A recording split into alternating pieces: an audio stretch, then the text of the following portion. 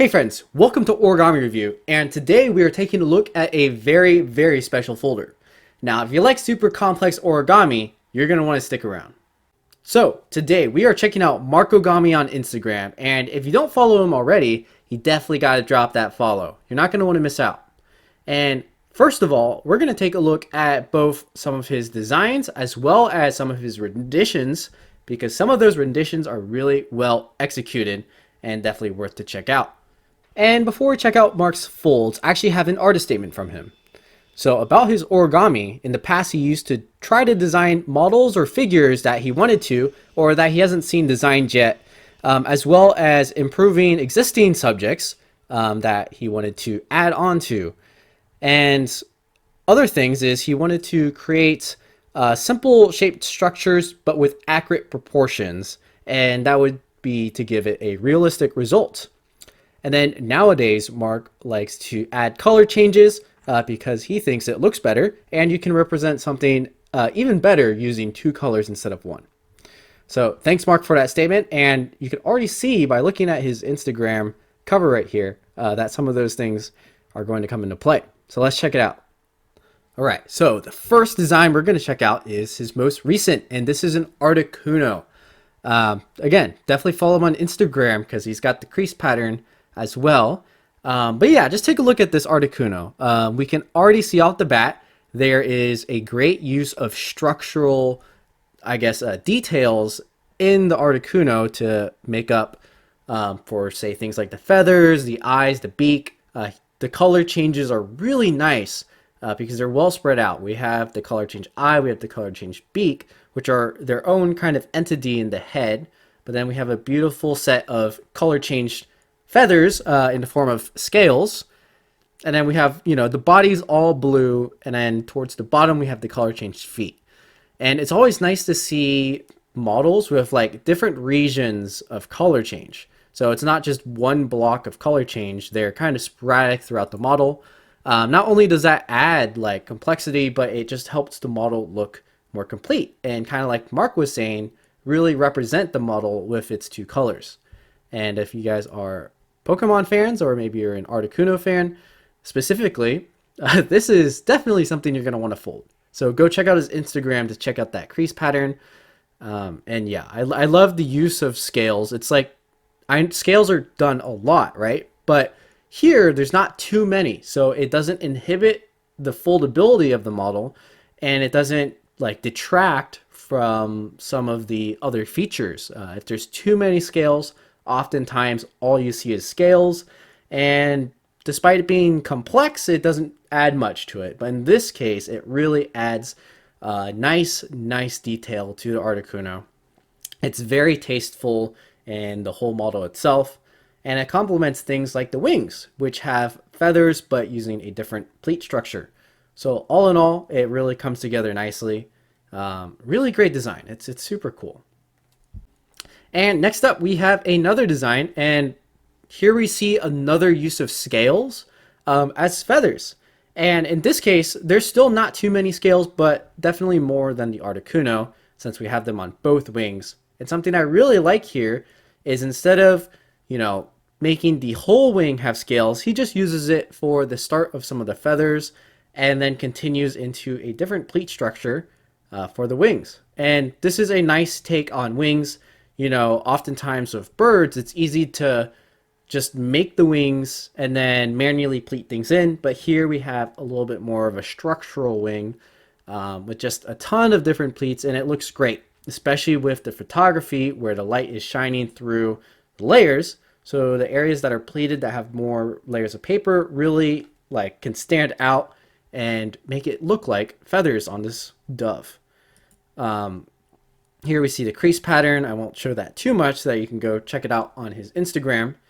But yeah, this is a really nice dove. It's, tons of different feathers. I love the different size of the tail feathers versus the wings. Something Mark mentioned he focuses on is proportions, which is something I always love to see. And you can tell this dove, it's three-dimensional, right? It's got some volume to it, which really aids in a dove, because when you think of a dove, at least when I think of a dove, I think, like a poofy bird.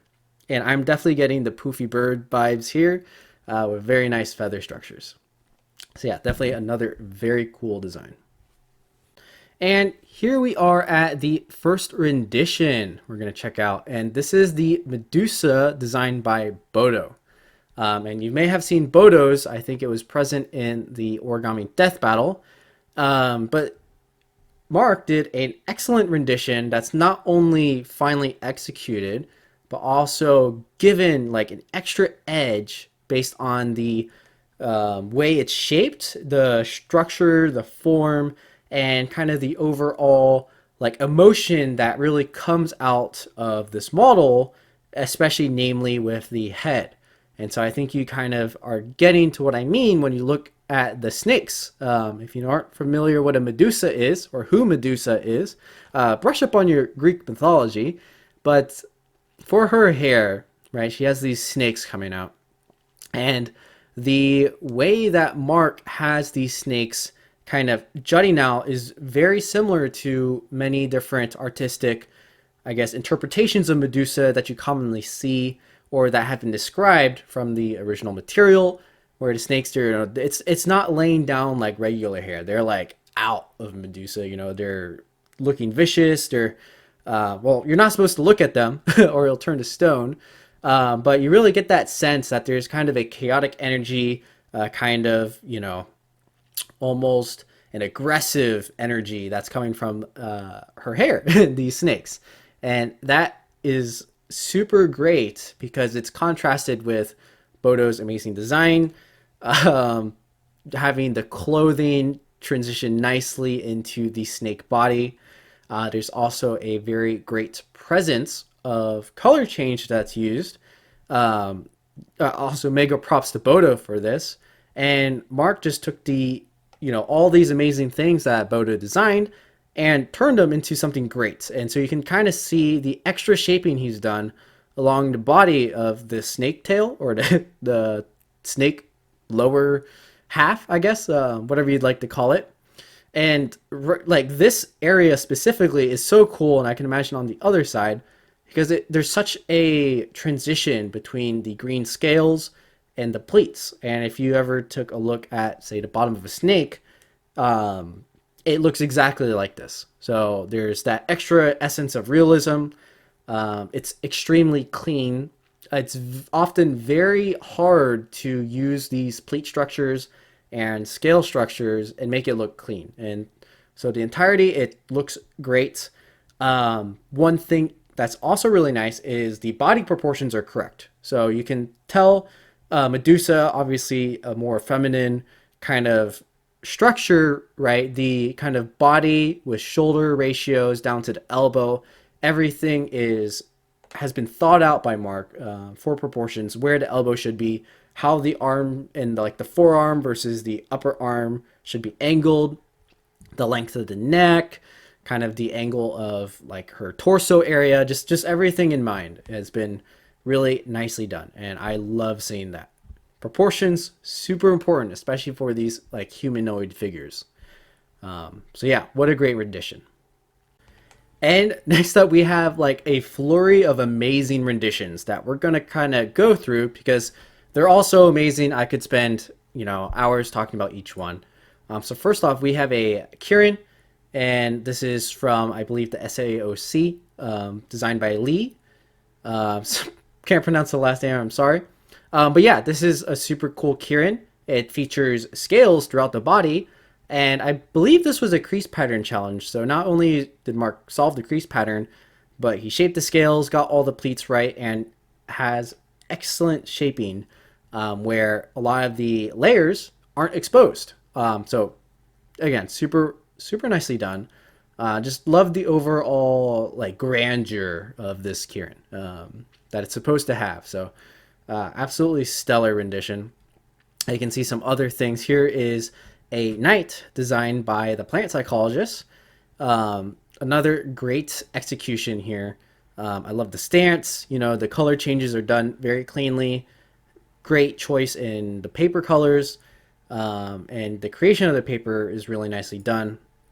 Here we have the African elephant designed by Shuki Kato.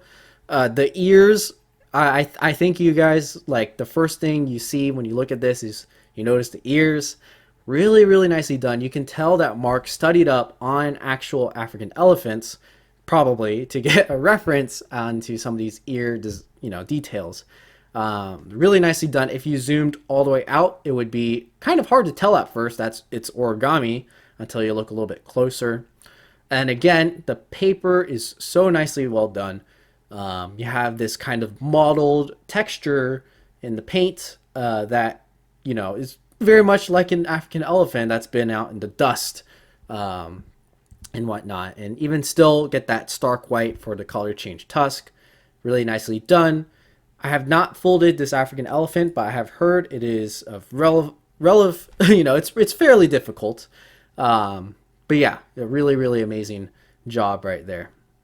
We also have a design by Obelisk, War of the Night, and this is a pretty cool design by Obelisk featuring, a not terribly large grid into partials to get the detail of the rider on top, as well as the proportions. It's from crease pattern, and from the crease pattern, you have to kind of figure out the shaping on your own. And this one is really well shaped. This is a model. It'd be very hard to sometimes understand what parts need to be color changed or shaped properly, but Mark's got that experience down with human figures that it came out super nicely. We have some more amazing things. I'm skipping over a couple that are just absolutely stunning. But there's so much more. And if you want to see those, definitely check out Mark Origami on Instagram. Here we can see the Falcon designed by Watson. I know some of you, when I was reviewing some of Mark's bird designs, you might have been thinking about this one, which uses just all the scales right across the whole body. And you can tell from Mark's, folding a ton of different scaled models and designing his own. He's very practiced in this kind of structure. Tons of experience doing these kinds of scales. For me personally, man, getting these scales clean is quite a challenge on its own. And Mark's just really good at getting those done. Super well done here. We have another Obelisk model. It's Asuna with some extra shaping to give her almost a face. We got a nose, which is generally all you need. And got some custom painting for the sword, I guess. Or the sword's separate. But very lovely pose on Asuna. Sword Art Online fans, if you're out there. This is definitely a very, very nice rendition. And we have a lovely Hatsune Miku. This one's designed by Itagaki Yuichi. And yeah, just really nicely done. I like how Mark takes extra challenge, doesn't make like a flat face and decides to add some 3D to it, add different kind of structure to give it some more full face, so that the model is just 3D and you knock out some of those proportions. Really cool job on like the skirt and the shirt with the color changes. Really nicely done. And getting back to some of Mark's designs, we have an Eskinor from the Seven Deadly Sins, if you guys are a fan of that show. And this one is really cool. If you don't know the show and you don't know this character, you sadly don't know how awesome he is. But yeah, if you guys are fans of Seven Deadly Sins, Eskinor is super cool. He's super buff, and Mark captured those muscles all in this design. It's super neat. I love that not many models will feature like a green and then a tan paper, but this works perfectly for Eskinor's pants. And the crease pattern is actually on flicker, I believe. So if you are able to see the crease pattern, that is also really cool. Just the way that it is designed, using different partial grids and transitions to get the abs and then the proportions into the legs. As you can see here, Eskinor has not skipped leg day or abs or arm day or neck day either. So really nicely designed here. And it really captures Eskinor. If I looked at this, I would think Eskinor.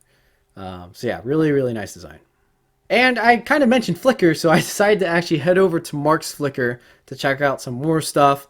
Guys, I also recommend you check out the Flickr to see some extra designs from Mark that are, you know, from past years or just other renditions he's done. He's folded quite a lot, and it's really cool to see. But there's also some designs on here that aren't present yet on his Instagram. One of them is this motorcycle, which is just so cool. You know me, I just put out the BMW tutorial. There's not many vehicles out there that are as like focused on more of a realistic, you know, vehicle representation with details like, you know, all the wheels and whatever. I think you guys know what I'm saying. So this is definitely one to stand out. Very, very cool. And as you can see, this is from 2016, so quite a long time ago. With the foil, and the foil here just works so well, especially for this kind of motorcycle. It both adds just to the overall representation and makes it for a really cool design. And another design by Mark is this Archangel Michael. And again, this is also from 2016. I believe the caption says it was, you know, something for World Origami Days, which is actually coming up pretty soon. By the way, keep tabs. World Origami Days starts October 24th, I believe. But yeah, so this design, super neat. We've got a human figure with a full set of wings, which is really cool. It's got a sword, so there's, you know, so many different details, so many different features to this model, from feathers to a set of hair, the sword, the hands, you know, the armor. It's all very, very cool. And one thing to note is there's a face, like a full-fledged face. You can see we have here structures for the, let's see if we can zoom in. I guess we can't zoom in, but we got a nose, we have a mouth, and we got eyes. And, you know, faces for humanoid models is starting to come back a little bit. It flexes between, you know, mask folding and whatnot. And then sometimes it's on figures, but very rarely.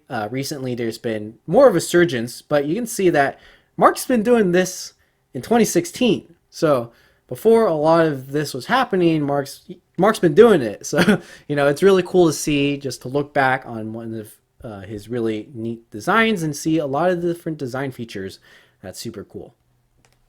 All right, I know this is kind of like a mid-edit cut, but I've actually got word from Mark about his next post, and this is a little bit of a teaser, and I'm really telling y'all, you gotta check it out. Go follow him. Don't miss that post. It is mind-blowing. All right, back to the video. And the last design we're going to take a look at for this episode of Origami Review is Mark's Griffin. And as you can see, this is back from 2014. This is so amazing. Like 2014, this is a long time ago. And you can see that Mark has been designing amazing models since then. You know, not only is this super cool, I believe it's a box pleat model, but honestly, it's not super apparent that it's box pleat because so many of the grids or grid lines or boxiness that would make up a structure is hidden because it looks like, you know, a rounded out mammal type thing, or I don't know what a griffin is really classified as, right? But you can kind of see it's like it's got a head, but then it goes straight into like a puffed out chest with feathers, and the feathers kind of continue into the claws, which are nicely defined. And then it's got a set of wings. And even with this model where, like, I'm pretty sure it's box pleat, where with that, it's kind of hard to get these proportions to really stick well. You know, maybe the head's too big, maybe the head's too small, maybe the wings are too small. That's not the case here. So we have a great size of wings. We have just matching proportions between the claws, the arms, the torso, and the head. This is all done with box pleat. You know, normally people don't try to box pleat mammals like this. This will, you know, people say box pleat's great for insects and whatnot, and humans and things with a lot of flaps. But a lot of times, if you try a mammal like that, it's going to look either flat or the proportions are kind of hard to get.